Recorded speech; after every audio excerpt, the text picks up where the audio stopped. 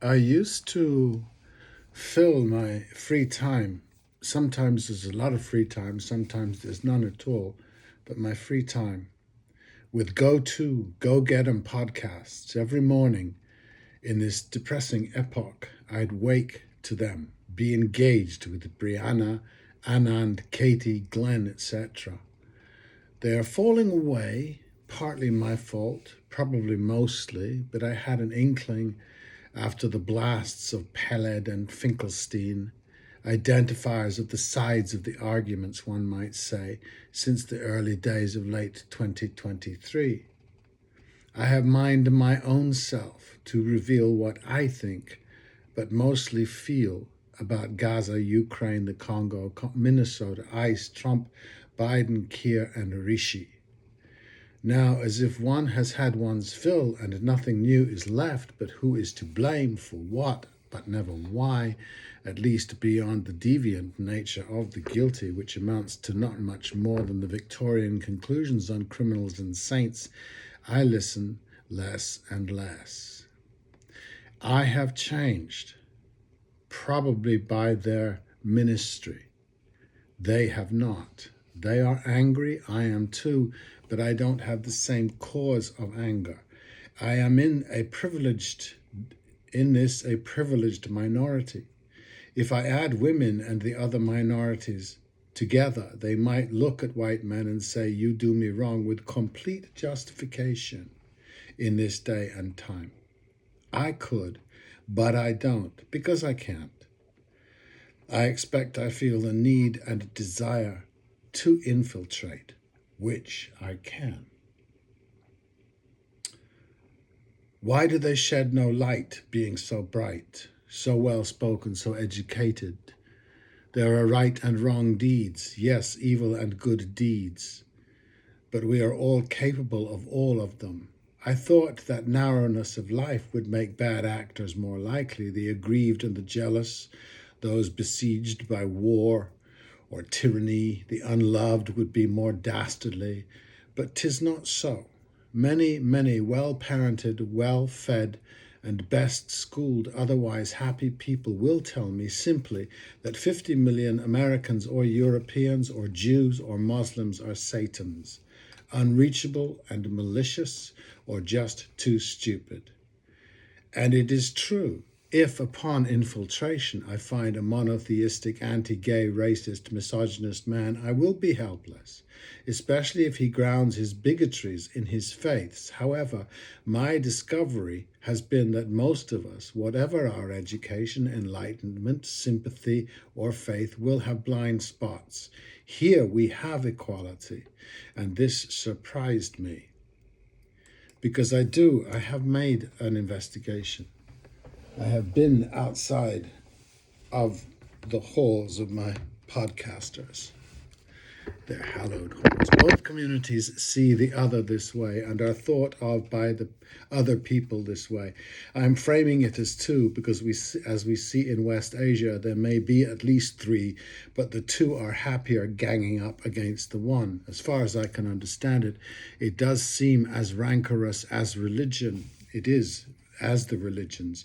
The right wing, to use a term, seem to think we others are idol worshippers without religion and so without morals, while we think of them as what? Theocrats who have misunderstood scripture or are beleaguered, anti-science and superstition-ridden.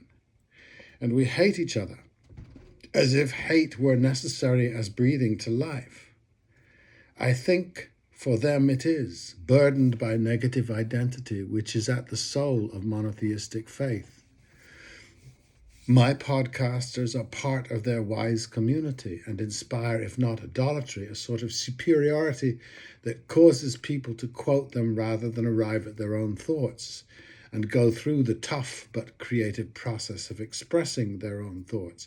We need, or let's say to be fair, I need to hear that we know that the elites feel they can rely on our idolatry to make them morally immune. But French plumbers also raped Giselle Pellicot. That armed policemen do not need to be deranged Nazis to shoot people who are armed. that intellectuals with ponderous degrees are no more emotionally developed, non-racist, non-elitist, anti-fascist than the average bricklayer, that as above, the non-elites in this society have genuine grievances which have not been heard or seen to for a couple of generations now, that elite supremacists are as abundant as non-college graduate ones, maybe more because they are not aware enough to acknowledge it, that in fact it is why they sought educational accolades, to affirm their Übermenschen and Frauen status, and that academic intelligence is one of many intelligences and not the most useful nor applicable.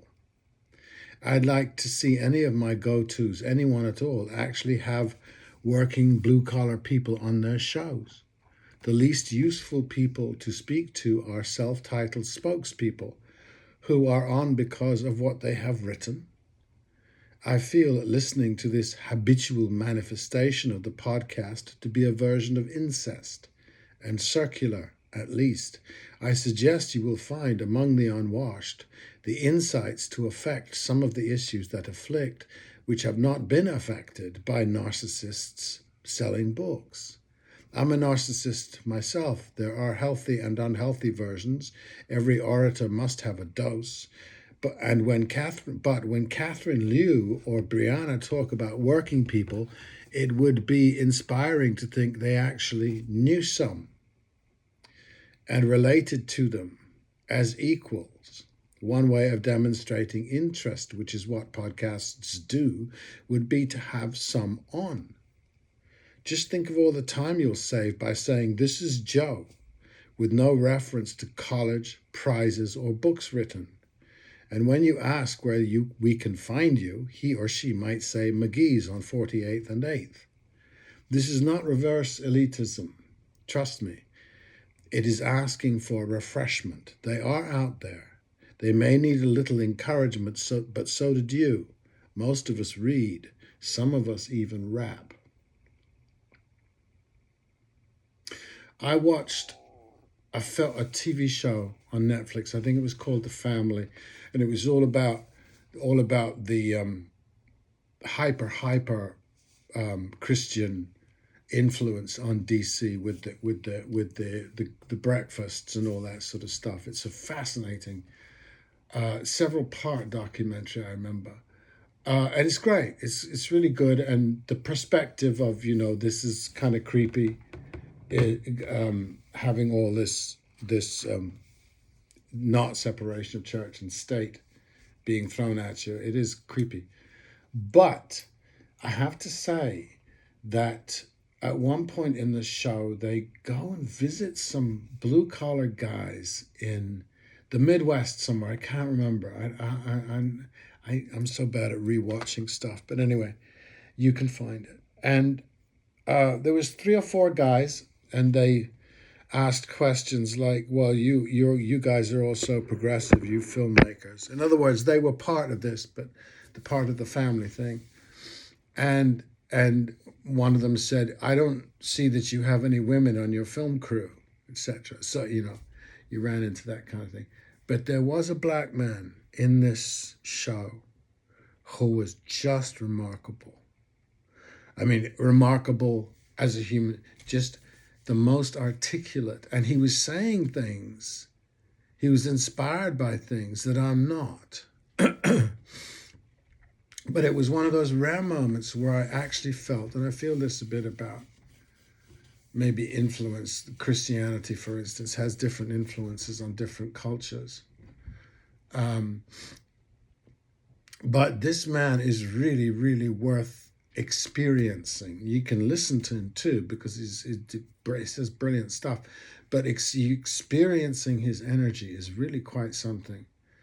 And it causes a disturbance, because you're looking at somebody whose ideology or predisposition is not one that I share, but you have to acknowledge his power.